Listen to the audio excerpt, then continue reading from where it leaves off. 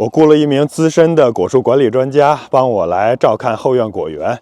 以后我果园的剪枝工作、病虫害防治工作、施肥管理，还有果实的各种情况，就都交由他来负责了。看看效果怎么样。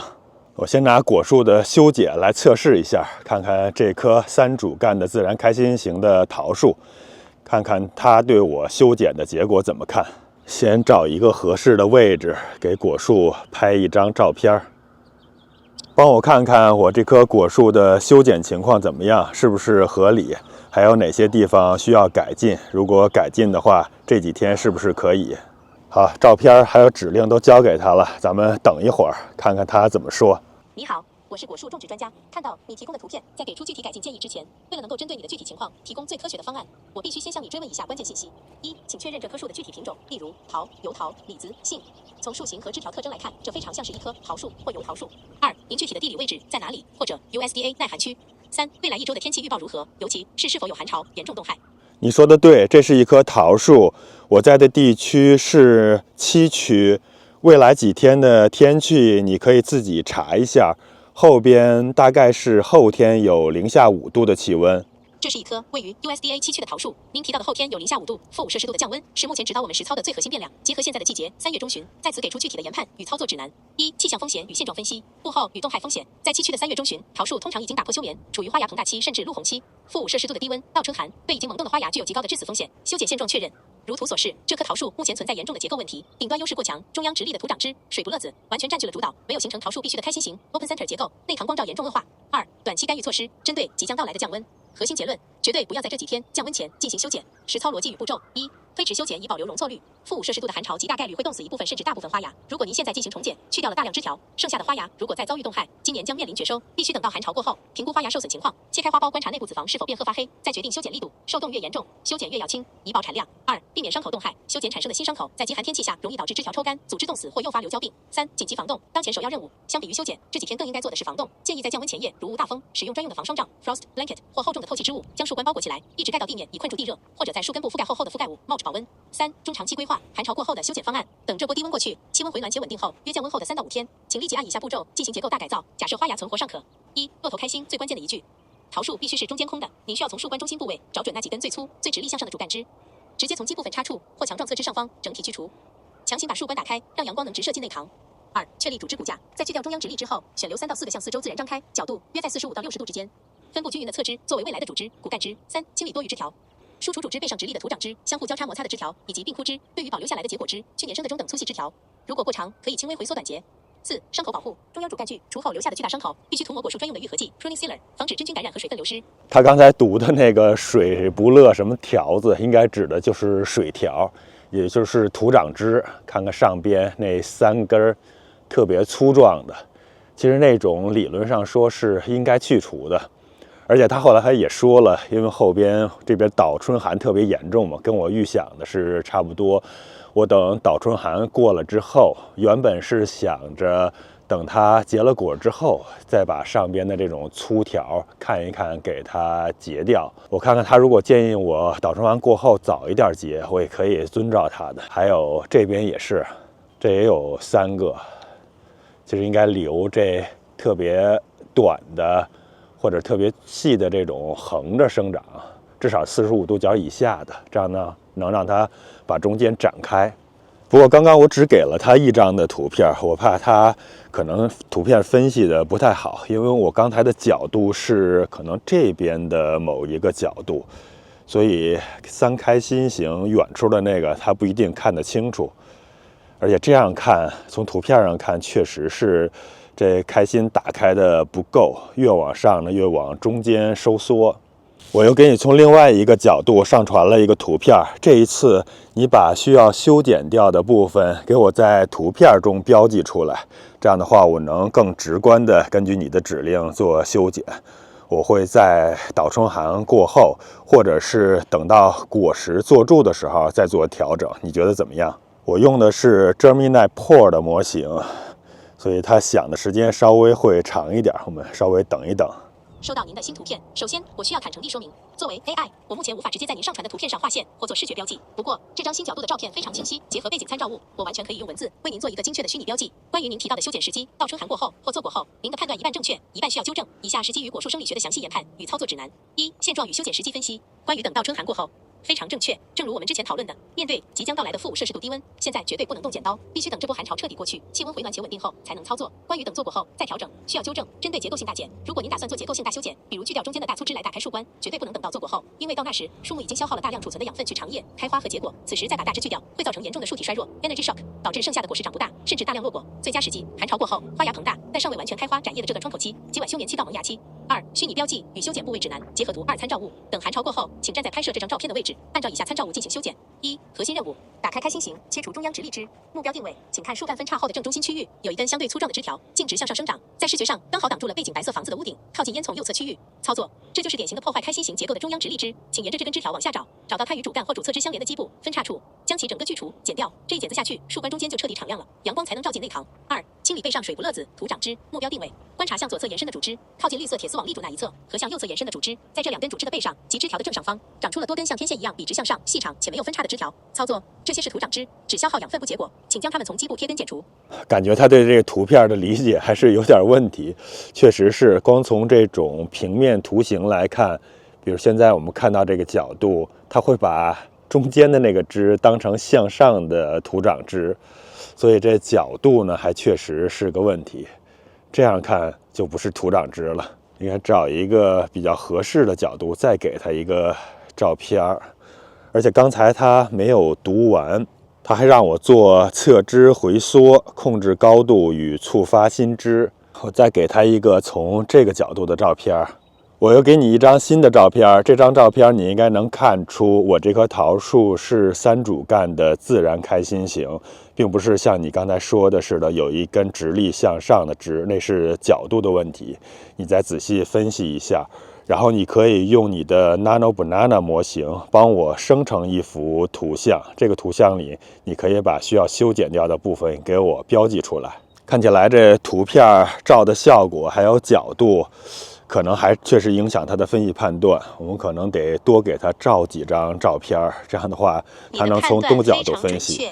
2维照片确实极易产生视觉误差，把向后或向前延伸的侧枝看成直立向上的土长枝。如果这棵桃树的基础骨架已经是标准的3主干自然开心型，说明你前期的定干工作做得很好，这对我接下来的研判至关重要。不过你好像忘记把这张新视角的照片上传给我了。在等待你上传新照片的同时，我需要对你提到的图像生成需求做个坦诚的说明和纠正。一、关于我的图像处理能力与局限。首先，我的图像处理模型不叫 No， 它是由 Nano Banana 2模型，官方名称为 Gemini 3 Flash Image 驱动的。刚才照片已经给过他了，再传一下吧。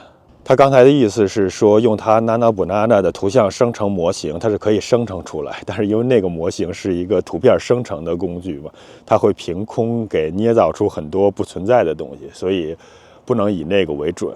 也就是说，现在让它在图片上直接给你标记出来，那还是有局限性的。目前直接用 Google Gemini 的这个 AI 应该是很难做到。它图片生成还是失败了，看来这种图像处理还是有各种各样的问题。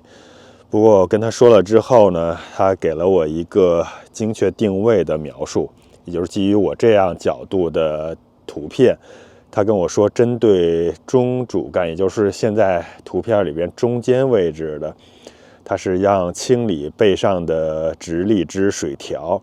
看，这确实是有一些像那一根枝，然后还有这一些，这种都是向中心生长的。我回头等到倒春寒过去之后，或者是果实坐住了之后，如果不需要它们了，就给它疏除掉，否则确实会像他说的似的，到明年就往中间长，会长得特别粗壮。然后针对左主干，也就是左边的那个枝条，他是说顺着主干看到最顶端，你会发现顶端分叉出了好几根细长的枝条，显得很乱。确实，你看这顶端的地方，他的意思是说呢，让我们选择其中一根角度最开张、向外侧生长的枝条作为延长枝保留，把它周围竞争的直立小枝贴根剪掉。对，这确实和我之前的想法也类似。等到倒春寒过后，确保不会花芽果实被冻死的时候，我会把它这上边向内生长的那几根都给它去掉，然后向外生长的，你看现在有2个，挑一个角度好的。如果那2个看起来角度好像也不太好，那我可能再往下剪一剪。看这个地方，看这一根我觉得角度不错，不过这样的话就要剪掉好多了，到时候看情况，可能保留这一根会好一些，或者上边呢也可能适当留几根小枝，让它先结个果。它接着就是说右主干，就是右侧靠近那常青树那边的，它让我处理交叉与下垂。这一棵好像没有什么交叉与下垂，但是那边的枝确实有好多比较密集，尤其是顶部密密麻麻的，确实得处理一下。我是打算顶端的位置呢，到时候还是像其他一样嘛，倒春寒过后，顶端的位置再给它稍微剪一剪，留一个靠外生长的延长枝，然后其他的也要找一找有交叉的给它去掉。确实是比较密集的，不过这也是我预期的，因为怕花芽被冻死嘛。这边的倒春寒实在是太厉害了，后天的-5度，这花如果开了，现在还没开，如果开了的话肯定会被冻死，没开的话有被冻伤的几率，但是应该还好。但是后边呢会暖和一阵子，等到花开了，到4月初还会倒春寒，那个时候还会被冻死，还是要针对实际情况来对待。我们可以用 AI 做一些参考，多给他一些不同角度的照片，或者我也可以，比如说有一些想法想剪这种啊，可以问他一些细节的东西，让他给一些指导，然后参考他的意见，再结合自己的经验还有自己的实际情况来做一个权衡吧。按目前这 AI 或者这种通用 AI 的聪明程度呢，我觉得还是要人来干预的，尤其是这种问题，我们还是决策权在自己吧，自己把握好度。但是它确实是能给我们好多的经验和知识，这个还是很有帮助的。而且我觉得，如果我们提示词呀，还有各种各样的这种给它的技能优化了之后呢，它应该是能做得不错的。我再问问他，我这棵小桃树这保温的是不是可以给它打开？这是一棵小桃树，我去年冬天的时候给它做了保温的处理。你觉得现在我需不需要给它打开，还是等后天零下5度过了之后我再给它打开呢？绝对不要现在打开，请务必等到后天那波零下5度的寒潮彻底过去，气温稳定回升后再拆除。你去年冬天给这棵小桃树做的防寒措施，枝干包裹加根部秸秆覆盖，做得非常专业和及时。针对目前的物候期和即将到来的极端天气，以下是具体的研判与操作指南：1、现状与气象风险分析。幼树抗寒性差。他后边说了好多，我就不让他读了，要读好久的。最后我看他说树基部覆盖管理。把挨紧树干根部的麦秆向外拨开5到10厘米，不要让草紧紧捂住树干，以免水分过大导致根腐糜烂。这个也是常识嘛。再问他一个吧，再问他一下这李子树上边的这种真菌感染具体名称还有处理措施。我这棵李子树呢，去年的时候上面长了很多的这种黑色的东西。我觉得是真菌，你知道它具体的病的名称吗？我前一阵子给喷了石榴合剂来处理，能给它杀死吗？你还有什么其他的具体建议吗？你好，你的直觉非常准确，这确实是一种非常顽固的真菌感染。1、病因与现状分析。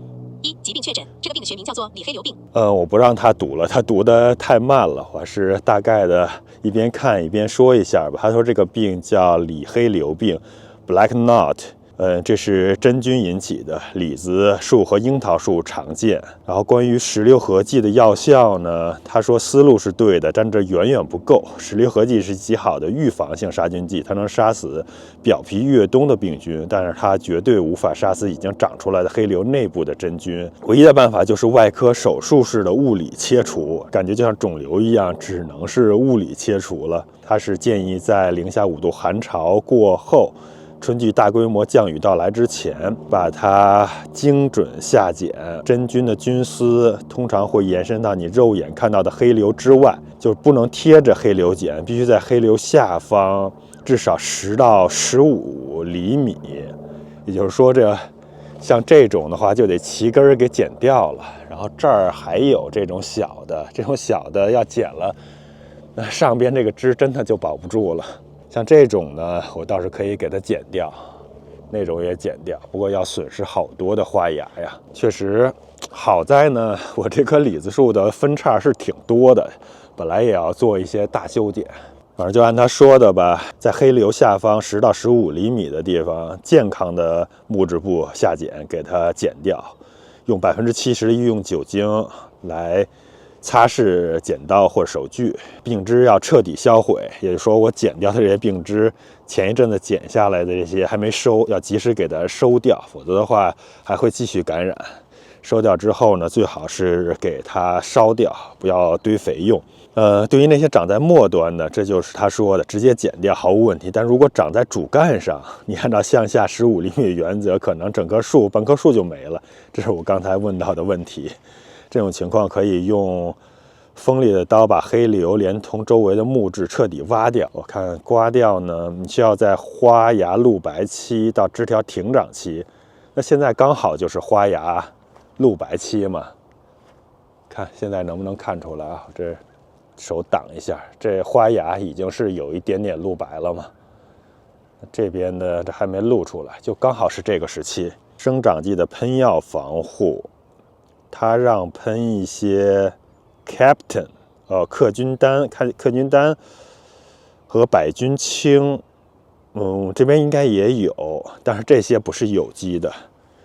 为了治病，也没什么别的办法吧。我再拍下这张照片，问问他这棵杏树，这花大概有多少天就可以开了。这棵杏树的花芽已经是图片上的这种程度了，你算一下，大概还有几天能开，查一下后边几天的天气预报情况。今天的气温还是有点低的，问他这个问题之后呢，就回去了。后面我们再慢慢的来测试。而且测试过程中也可以不断的优化提示词，还有优化我们这问它的方式。对，你看他跟我说，这棵杏树的花芽已经进入标准的露红期。他说，如果春季天气回暖，白天气温稳定在15、20度，大概3到5天就能开。极端天气呢，因为他刚才知道我有零下5度倒春寒嘛，所以极端天气呢，他说的是不是几天能开花，而是能不能活下来。确实是很可能就冻死了。杏树是所有果树中开花最早，也是导致它最容易遭受春季霜冻的打击。处于露红期的花芽抗寒能力已经大幅下降。根据果树气象学温度数据，当前的气温也就是零下3度左右吧，大概10%的花芽冻死；4到6度的话，90%的花芽冻死。也就是说，看样子我这杏树又晚了。哎呀，看来这地区真的是不能种杏树吧？我估计这上边的花芽真的是会像他说的，90%都被冻死。其实往年的情况也是类似。短期干预呢，物理遮盖，我这不现实。我这树都挺大的了，而且我也没有那么大的这种帐篷。我这杏树怎么也5年以上了，记不太清楚了，但是已经很长时间了。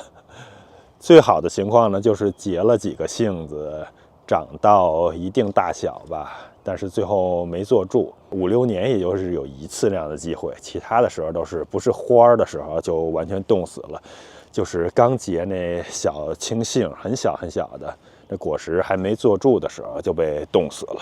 啊，今天就先到这儿，后边我再好好研究研究，然后把我用 AI 指导我管理果园的这种知识呢，争取能总结出来，不断的优化，看看能不能给我们在真实的果园果树管理过程中提供特别好的支持和建议。